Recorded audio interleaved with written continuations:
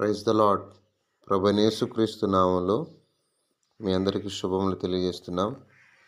ప్రియమైన దేవుని బిడ్డలారా, ప్రతిరోజు వాక్యం వింటూ వాక్య ప్రకారం కొనసాగుతున్న ప్రియమిత్రులారా, దేవుని కొరకు జీవించాలని ఆశ కలిగి దేవుని చిత్త ప్రకారం వెళ్తున్న ప్రియమిత్రులారా, ఈ దినం ఆదివారం చక్కగా దేవుని గణపరచాల్సిన దినం. ఈ దినాన్ని సంతోషముతో ఆర్భాటముతో దేవుని సన్నిధికి వెళ్ళి దేవుని కనపరచాల్సిన దినం. కాబట్టి ఈ దినాన మీకు దేవుడు ఎంతో భాగ్యం ఇచ్చాడు. అందరూ కూడా, ప్రతి ఒక్కరు కూడా మీ ఇంటిల్లపాది దేవుని మందిరానికి వెళ్ళి దేవుని వాక్యాన్ని విని దేవుని గణపరచుట ఎంతో మంచిది మంచిది మంచిది. రండి, నేటి హెబ్రోన్ క్యాలెండర్లోనికి వస్తాం. కీర్తనలు 47వ కీర్తన మొదటి చరణం. సర్వజనులారా చప్పట్లు కొట్టుడి, జయధ్వనులతో దేవుని గూర్చి ఆర్భాటము చేయుడి. జయధ్వనులతో దేవుని గూర్చి ఆర్భాటం చేయుడి. ఈ వాక్యం చెప్పే ముందుగా ఒక చరణం పాడతాను. జయశీలుడా వాగువో మా ప్రభువా, జయ గీతముల్ పాడెదం. జయశీలుడా వాగువో మా ప్రభువా, జయ గీతముల్ పాడెదం. పాపంబు చేత పడిచెడిన మమ్ము కరుణించి రక్షించితివి.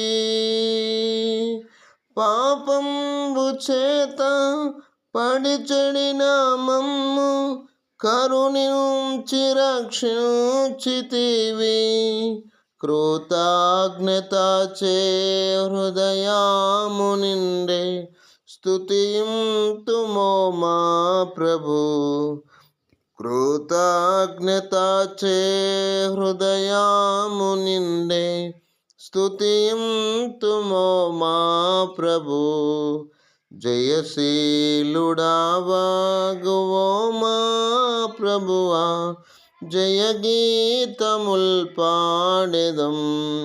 జయశీలుడా వాగువో మా ప్రభువా, జయ గీతముల్ పాడెదం. శత్రుని ఉరిలో చిక్కిన మాతో నా సొత్తు మీరంటివి. శత్రుని ఉరిలో చిక్కిన మాతో నా సొత్తు మీరంటివి. భయభీతిలోన అభయంబునిచ్చి విడిపించితివి మా ప్రభు. భయభీతిలోన అభయంబునిచ్చి విడిపించితివి మా ప్రభు. జయశీలుడా వాగువో మా ప్రభువా, జయ గీతముల్ పాడెదం. జయశీలుడా వాగువో మా ప్రభువా, జయ గీతముల్ పాడెదం. ప్రియమైన వాళ్ళరా, మన దేవుడు జయశీలుడు. ఆయనకు జయధ్వనులతో దేవుని ఆర్భాటం చేయడం మంచిది. మన జీవితంలో మనము దేవుని చప్పట్లు కొడుతూ జయధ్వనులతో దేవుని ఆర్భాటంతో ఆరాధించాలి. ఎందుకంటే మన ఎడల ఆయన చేసిన కార్యములు ఎంతో ఉన్నతమైనవి. అందుకే మనస్ఫూర్తిగా మన దేహం అంతటితో కూడా దేవుని గణపరచడం చాలా మంచిది. కోరాహు కుమారులు ఎందుకు ఈ కీర్తన రాశారు అంటే, గతంలో వారి కుటుంబాలు అభిరాము, దాతాను, కోరాహు అంటే వాళ్ళ తండ్రి, వారి యొక్క బంధువులు దేవునికి వ్యతిరేకమవుతూ వచ్చారు. అందుకే వాళ్ళు చెప్పారు, యెహోవా మహోన్నతుడు, భయంకరుడు, ఆయన సర్వభూమికి మహారాజై. ఎందుకు చెప్పారు ఈ మాట? ఆయన సర్వభూమికి మహారాజై ఉన్నాడు. ఆయన జనములను లోబరుస్తాడు, పాదముల కింద అనగదొక్కుతాడు అని ఎందుకు చెప్తున్నాడు? ఎందుకు కోరా కుమారులు ఈ మాట రాశారంటే, దేవుడు సర్వభూమికి రాజై ఉన్నాడు అని పదే పదే రాస్తున్నారు అంటే వాళ్ళ జీవితంలో ఈ అనుభవం ఉంది. అర్థమైందా? ఆయన మహోన్నతుడు, భయంకరుడు అని అర్థం చేసుకున్నారు. సంఖ్యాకాండం 16వ అధ్యాయంలో వారు మోషే ఆహారంలకు తిరగబడ్డారు. అబీరాము, దాతాను, కోరాహు వారు తిరగబడ్డారు. కాబట్టి తిరగబడి అంటే దేవుని ఘనపరచవలసిన వారు, దేవుని హెచ్చించవలసిన వారు తిరగబడ్డారు. అప్పుడు ఏమైందంటారు? కాబట్టి దేవుడు భూమికి రాజై ఉన్నాడని వాళ్ళకి తెలియదు కదా. వారికి ఎంతవరకు తెలుసు అంటే దేవుడు అన్నంతవరకు తెలుసు. ఈ భూమికి దేవుడు రాజై ఉన్నాడు, ఈ భూమి ఆయన చేతిలో ఉంది అన్న విషయం వాళ్ళకి తెలియదు. ఎప్పుడు దాకా తెలియదంటే భూమి తన నోరు తెరిచి అబీరాము, దాతాను, కోరాహు తన వారి పరివారం అంతటిని మింగేంత వరకు తెలియలేదు. అంతవరకు గర్వంతో నిండిపోయారు. భూమి తన నోరు తెరిచి వారిని, వారి కుటుంబములను, కోరాహు సంబంధులందరినీ, వారి సమస్త సంపాద్యమును మింగివేసినప్పుడు అర్థమైంది దేవుడు భూమికి రాజై ఉన్నాడని. దేవునికి వ్యతిరేకమవుతూ వచ్చారు అని సంఖ్యాకాండం 16వ అధ్యాయంలో ఈ విషయాలన్నీ ఉన్నాయి. యాకోబులో లేవీని స్వాస్యముగా ఏర్పాటు చేసుకొని ఆయన తన పరిచర్యను, పనిని అప్పగించాడు. అది అర్థం కాలేదు. ఈరోజు నువ్వేం చేయాలంటే గతంలో మన జీవితాలు ఎంతో పాడైపోయినాయి. మన బ్రతుకులు సరిలేవు. దేవుడు మనల్ని కరుణించి రక్షించినాడు, ఆదరించినాడు, చెడిపోయిన మన బ్రతుకులను బాగు చేసినాడు.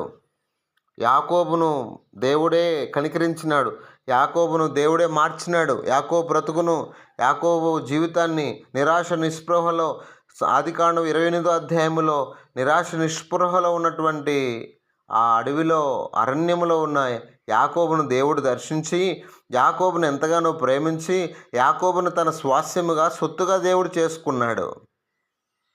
యాకోబు సంతానములో లేవిని ఏర్పాటు చేసుకున్నాడు ఆయన పరిచర్య కొరకై.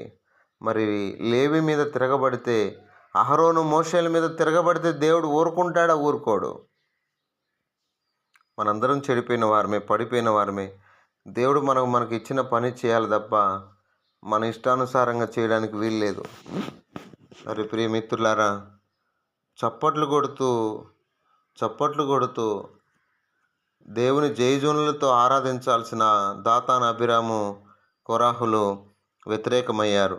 మేము కూడా పరిశుద్ధులమే, మేము కూడా ధూపం వేస్తాం, మేము కూడా పరిశుద్ధులమే అన్నట్టుగా వారు విర్రవీగిపోయారు, హెచ్చించుకున్నారు. మీరే హెచ్చించుకుంటున్నారేంటి? మేము కూడా పరిశుద్ధులమేగా, ఈ సర్వ సమాజంలో ప్రతివాడు పరిశుద్ధుడే అంటున్నారు. మోషే అహరోనుల మీదకి లేచి విరోధముగా పోగు చేస్తున్నారు. ఈరోజు చాలామంది కూడా సంఘానికి వ్యతిరేకంగా పోగు చేస్తున్నారు. ఇప్పుడు సంఘాలు చాలా చీలికలు అవుతున్నాయి. ఒకవేళ నిజంగా పరిశుద్ధుల, దేవుడు అభిషేకించిన వారు, దేవుడు ఏర్పాటు చేసుకున్నవారు, దేవుని కృపలో ఉన్నవారికి వ్యతిరేకంగా తిరిగితే నీ జీవితం పాడైపోద్ది మిత్రమా. తిరగొద్దు, అలా తిరగద్దు. నిజంగా పరిశుద్ధమైన సేవకు, దేవుడు ఏర్పరిచిన సేవకు వ్యతిరేకంగా పోగు చేయొద్దు ఎవరిని. నువ్వు పోయేది కాకుండా వారిని కూడా నాశనం చేస్తావు. అలా చేయొద్దు. కాబట్టి గమనించండి, దేవుడు వారిని, వారి కుటుంబాలను, అయితే కోరాహు కుమారులు మాత్రం దేవుని మందిరానికి వెళ్ళారు. వారు దేవుని మందిరంలో 84వ కీర్తన అంతా అదే. బలిపీఠం దగ్గర పిచ్చుకలకు నివాస స్థలం దొరికినట్లు దేవా పాపులమైన మాకు అంటే బలిపీఠం దగ్గర నిజంగా కోరాహు కుమారులు ఆడిపోయి దాంకోవడం బట్టి, ఆడికి వెళ్ళడం బట్టి ఎంతో క్షేమాన్ని పొందారు. ఎందుకంటే వారికి అర్థమైపోయింది, ఇంకా దేవుడు తప్ప మమ్మల్ని ఎవరు కాపాడలేరు, ఈ దుష్టుల గుడారము నుండి తొలగిపోవడని దేవుడు ముందుగా చెప్పేశాడు. అర్థమైంది. ఎవరు వారి పాపములన్నింటిలో పాలువారు కావద్దు, పాలువారి నశింపకున్నట్లు వారికి కలిగిందేది ముట్టకూడదని కూడా చెప్పేశాడు. ఇప్పుడు ఎవరు వారి కుటుంబాలకు చేర్చుకోవడానికి లేదు. అయ్యా మేము పాడైపోతున్నాం, అయ్యా మేము నాశనం అయిపోతున్నాం, అయ్యా మమ్మల్ని కాపాడండి అని చెప్పడానికి కూడా వీల్లేదు. ఇప్పుడు ఏం చేయాలి? దేవుడు తప్ప వీరికి ఆధారం లేదు. దేవుడు తప్ప వీరికి ఏమి లేదు. ఈరోజు మిత్రమా, ఎవరో కాపాడుతారు, ఎవరో ఆదరిస్తాడు, కాదు కాదు. నువ్వు దేవుడు తప్ప నీ పాపములు క్షమించేవాడు, నువ్వు నశించిపోతున్నావు, దాని నుండి విడిపించేవాడు దేవుడు తప్ప ఇంకెవరు లేరు. అప్పుడు అర్థమైంది వీళ్ళకి. ఇప్పుడు అంటున్న సమస్త జనులారా చప్పట్లు కొట్టుడి, జయధ్వనులతో ఆర్భాటముతో ఆయన్ను ఆరాధించండి. మరి ఈరోజు నీవు నేను కూడా అదే స్థితిలో ఉన్నాం. మరి మృంగివేయబడే స్థితిలో ఉన్నాం. ఎవరిని మింగుదరని గర్జించు సింహం సాతాను తిరుగుతున్నాడు. మరి వాని కబంధ హస్తాల నుంచి ప్రభు మనల్ని విడిపించాడు. ఈరోజు మనం ఊరకుండా ఎలా ఉండాలి? మరి మన ప్రభుని ఆరాధించాలిగా. మరి జయధ్వనులతో ఈరోజు మందిరానికి వెళ్ళి జయధ్వనులతో ప్రభుని ఆరాధించండి. నీకు చేసిన కార్యాలను బట్టి, నీకు చేసిన అద్భుతాలను బట్టి దేవుని ఘనంగా ఆరాధించు. అప్పుడు ప్రభు నీ ద్వారా మహిమ పొందుతాడు. కుమారుల ద్వారా వారికి అప్పుడు అర్థమైంది దేవుని మందిరం మీకు విలువ. అప్పుడు దానికి అర్థం కాలేదు. ఎందుకంటే కాపాడబడ్డారు, రక్షించబడ్డారు, ఆదరించబడ్డారు. దేవుని మందిరానికి వెళ్ళి ఆరాధించడం నీకు తక్కువ అనిపిస్తుందేమో, అల్పంగా అనిపిస్తుందేమో. వద్దు తమ్ముడు, చెల్లి, నువ్వు అక్కడ కాపాడబడతావు, ఆదరించబడతావు, పోషించబడతావు. నిత్యరాజ్యానికి చేరడానికి అదే పరలోక గవిని. రండి ప్రార్థన చేసుకుందాం. పరిశుద్ధుడైన తండ్రి, కృపగలిగిన దేవ, స్తోత్రాలు. ఇంతవరకు కూడా మీరు ఇచ్చిన మాటలు బట్టి స్తోత్రాలు. మా ప్రియులు కూడా నాయన చప్పట్లు కొడుతూ జయధ్వనులతో నిన్ను ఆరాధించడానికి, ఎందుకంటే కుమారులకు అర్థం కాలేదు. వారు ఇప్పుడు చప్పట్లు కొట్టి జయధ్వనులతో నిన్ను ఆరాధిస్తారు. ఎందుకంటే వారి జీవితంలో నువ్వు చేసిన కార్యములు ఎంతో గొప్పవి. దేవుడు సర్వభూమికి రాజై ఉన్నాడు. అవును తండ్రి, భూమి నోరు తెరిచి అందరినీ మింగివేసింది. కుమారులు మింగవేయలేదు. కారణం వారు నీ చెంతకు చేరారు, నీ పాదాలు పట్టుకున్నారు. కాబట్టి ఈరోజు మేము కూడా సాతాను లోకంలో ఎంతోమందిని మింగివేస్తున్నప్పుడు మమ్మల్ని అయితే ప్రభు నువ్వు కాపాడవు తండ్రి. మా శక్తి భక్తి కాదు, కేవలం నీ దయ, నీ పాదాలు పట్టుకోవడం బట్టి, నీ బలిపీఠం దగ్గర రావటం బట్టి ప్రభువా, నువ్వెంత ప్రేమగల దేవుడు, నువ్వు సర్వభూమికి రాజై ఉన్నావు, క్షమించడానికి సిద్ధ మనసు గల దేవుడు ప్రభువా, నీకు ఎంతో వందనాలు. అందుకే వారు కృతజ్ఞత కలిగి నిన్ను ఆరాధిస్తున్నారు తండ్రి, నిన్ను గణపరుస్తున్నారయ్యా.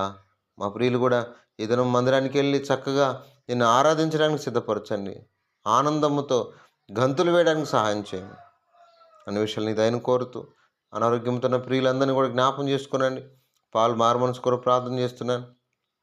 ఎవరో ఒక సహోదరి ఇల్లు కొనాలని రిక్వెస్ట్ పెట్టారు, కనికరించండి. ఎర్రమ్మ ఆరోగ్యం కొరకు ప్రార్థన చేస్తున్నాను. ఆయన దేవమ్మ కొరకు ప్రార్థన చేస్తున్నాం, ఆపరేషన్ అయిందని నమ్ముతున్నాను. ఆయన కనికరించండి, కృప చూపండి. ఈ విధంగా నీరజక్క కొరకు ప్రార్థన చేస్తున్నాను. మా ప్రియులందరి కొరకే నీ సన్నిధిలో వేడుకొని వచ్చున్నాను ప్రభువా. అందరికి కావాల్సిన ఆరోగ్యాలు, క్షేమం దయచేయండి. సందీప్ రాజు కొరకై, మిగతా చెల్లి శారా కుటుంబం, సైమన్ అన్న, మనోహర్ రావు అన్న, ఈ విధంగా మా ప్రియులు చాలామంది రిక్వెస్ట్లు కోరుతూ ఉన్నారు. వారి అవసరతలు మీరు తీర్చండి, సహాయం చేయండి. అయ్యా తమ్ముడు శాంసన్ కొరకు ప్రార్థన చేస్తున్నాను, కనికరించండి. ఆయన ఏదేమైనప్పటికీ మా ప్రియులందరి కొరకై మేము ప్రార్థన చేస్తున్నాం. అందరి అవసరాలు లెక్కలు తీర్చండి, మీరే మహిమ పొందమని ప్రార్థిస్తూ, చెల్లి లీలావతి తనకు కూడా మీ చిత్తమైతే సంతానం కూడా దయచేయమని ప్రార్థన చేస్తూ, ఆయన మీరు గొప్ప కార్యములు చేసి దేవుడు అని నమ్మి స్తుతిస్తున్నాం. ఆయన కనికరించండి, సహాయం చేయమని. ఆయన హెబ్రోన్లో కూడా ఆయన సమాధానమైన సంగతులను మేము చూచుటకు మీరే సహాయం చేయమని ప్రార్థన చేస్తూ, ఆయన ప్రభా జయధ్వనులతో నేను ఆరాధించకు సిద్ధపరచమని మహిమా ఘనత ప్రభావానికి తెలియజేస్తూ యేసు ప్రభు వారి శ్రేష్టమైన నామములో ప్రార్థించి వేడుకుంటున్నాం తండ్రి. ఆమేన్.